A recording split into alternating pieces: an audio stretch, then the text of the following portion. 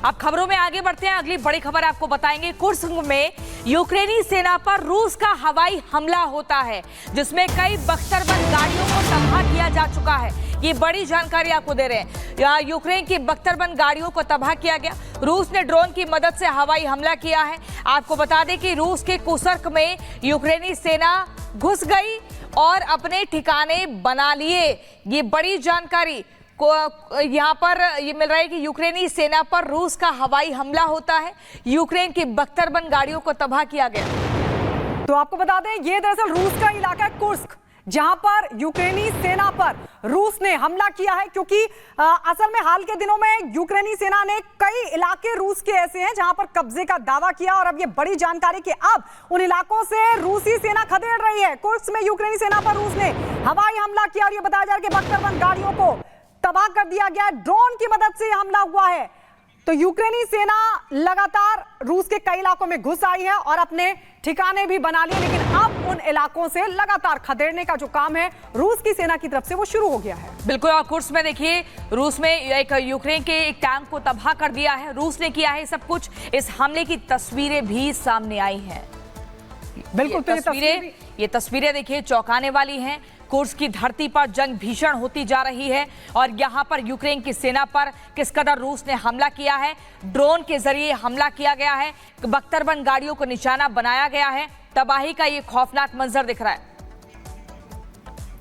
और इस बीच एक और जो खबर है वो निकलकर सामने आ रही कुर्स्क से, जहां पर यूक्रेनी सेना पर हमला हुआ। ये बताया जाए कि टैंक को तबाह कर दिया गया है। ये बड़ी खबर आपको बता दें, कुर्स्क में यूक्रेनी सेना पर रूस का भीषण हमला, और इसी कड़ी में बड़ी जानकारी मिल रही है कि यूक्रेनी सेना को बड़ा नुकसान पहुंचा गया। कई सैन्य वाहन तबाह कर दिए गए हैं इस हमले में। यूक्रेनी सेना पर लगातार ये हमले का दौर अब शुरू हो गया, क्योंकि यूक्रेनी सेना एक के बाद एक वीडियो जारी कर ये दावा कर रही थी कि रूस के कई इलाकों पर उसने कब्जा जमा लिया, लेकिन अब उन इलाकों से रूसी सेना उनको खदेड़ रही है। यूक्रेनी सेना पर जोरदार अटैक किया जा रहा है। तो देखिए, आपको बता दें, रूस ने डोनेस्क में रूसी सेना ने यूक्रेन की आर्मी पर भीषण रॉकेट अटैक किया है और इस हमले की तस्वीरें भी सामने आई हैं। ये तस्वीरें आपके सामने हैं, किस कदर ये अटैक किया गया। रूस ने डोनेस्क में रूसी सेना ने यूक्रेन की आर्मी पर भीषण रॉकेट अटैक किया है और इस हमले की जो तस्वीरें वो आपके टीवी स्क्रीन पर है। देखिए, हमला बहुत ज़बरदस्त भीषण था, क्योंकि रॉकेट से ये हमला किया गया है। बख्तरबंद गाड़ियों को निशाना बनाया गया है। ऐसे में कई यूक्रेन की जो सेना के वाहन हैं उनको निशाने पर लिया गया है। तो ज़बरदस्त तबाही का खौफनाक मंजर दिख रहा है।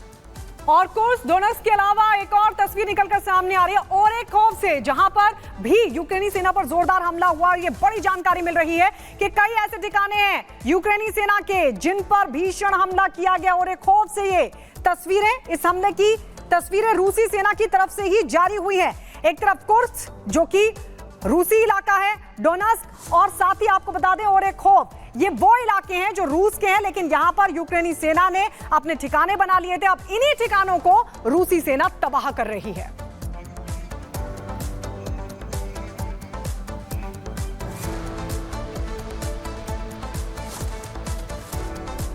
तो देखिए, लगातार आपको तस्वीरें दिखा रहे हैं, बता रहे हैं कि कुर्स्क में किस कदर रूसी सेना घुस जाती है और उसके बाद यूक्रेन की सेना पर हमला करती है। कई बख्तरबंद गाड़ियों को अपने निशाने पर लेती है। तबाही का मंजर तस्वीरों में साफ तौर पर गायत्री दिख रहा है। लेकिन आपको बता दें, दरअसल हाल ही में जिस तरीके से प्रधानमंत्री नरेंद्र मोदी वहां पर पहुंचे थे, ज़ेलेंस्की से उन्होंने मुलाकात की थी यूक्रेन में, और जब तक प्रधानमंत्री मोदी वहां पर रहे रूस ने कोई हमला नहीं किया। हमला ना करने का सीधा ऐलान कर दिया। लेकिन इसी कड़ी में अब प्रियंका, चीन दरअसल पुतिन को भड़काने की कोशिश कर रहा है। ये पूरा मसला क्या है, इस रिपोर्ट में आपको दिखाते हैं।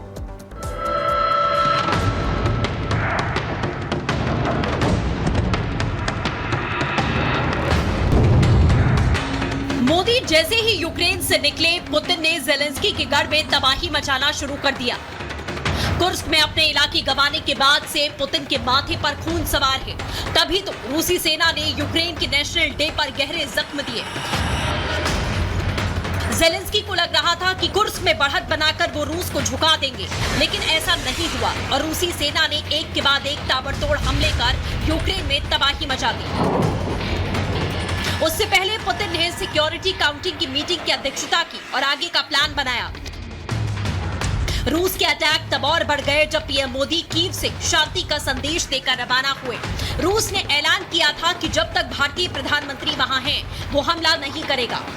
जब राष्ट्रपति पुतिन से मिला, मीडिया के सामने आंख से आंख मिला करके मैंने उनको कहा था कि ये युद्ध का समय नहीं है। किसी भी समस्या का समाधान रणभूमि में कभी भी नहीं होता है।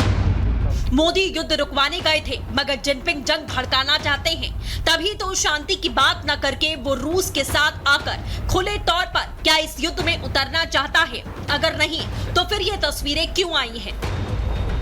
चीन की सेना का एक प्रतिनिधि मंडल क्यों मॉस्को पहुंचा था?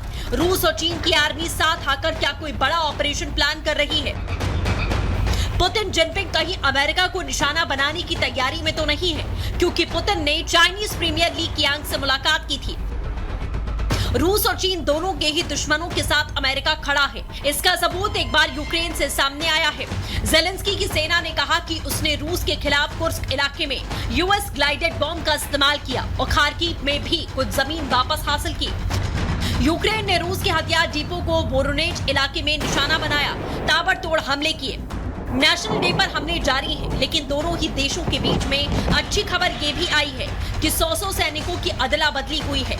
यानी कि जो सैनिक बंधक बनाए गए थे, उन्हें दोनों ही देशों ने डील के तहत रिलीज किया।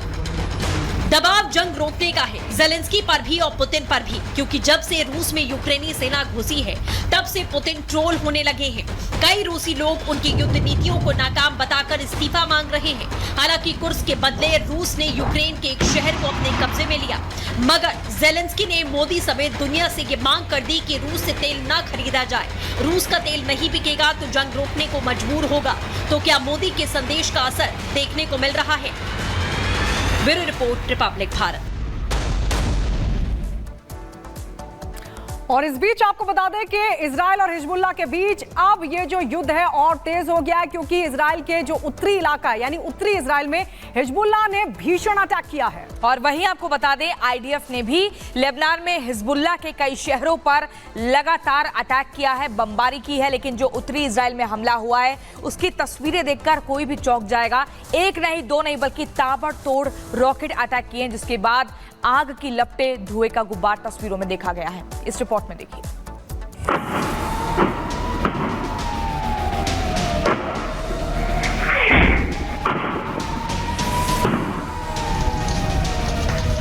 मध्य पूर्व का महायुद्ध भीषण होता जा रहा है। इजराइल हमास के खात्मे का काम कर रहा है, तो उसे बचाने में लगा हिजबुल्लाह अब नेतन्याहू के खिलाफ ताबड़तोड़ हमले कर रहा है। इजरायली सेना का दावा है कि हिजबुल्लाह ने 100 से ज्यादा रॉकेट दागे। किरियत शेमोना इलाके में हमले की कई तस्वीरें सामने आई। इन हमलों के जवाब में इजराइल का दावा है कि उसने हिजबुल्लाह के 7 लड़ाकों को मार दिया। आईडीएफ ने दक्षिणी लेबनान के एक गांव को निशाना बनाया, जहां तबाही के निशान साफ दिख रहे हैं। यही एक बच्चे समेत 8 लोग मारे गए। 7 नए लड़ाकों के ढेर होने की संख्या को गिना जाए तो हिजबुल्लाह के अब तक 427 आतंकवादियों को इजराइल ढेर कर चुका है। उसके कई ड्रोन भी इजराइल ने हवा में मार गिराए। इजराइल को भी हिजबुल्लाह लगातार निशाना बना रहा है। उत्तरी इजराइल की ये तस्वीरें, जहां हिजबुल्लाह के आतंकियों ने एक इमारत पर रॉकेट दागे। इजराइल पर सिर्फ हिजबुल्लाह ही नहीं, ईरान के गुट भी हमला कर रहे हैं। तभी तो इजराइल ने लेबनान से लेकर सीरिया तक ईरानी अड्डे बर्बाद कर दिए, क्योंकि हिजबुल्लाह ने इजराइल पर 100 रॉकेट दागे।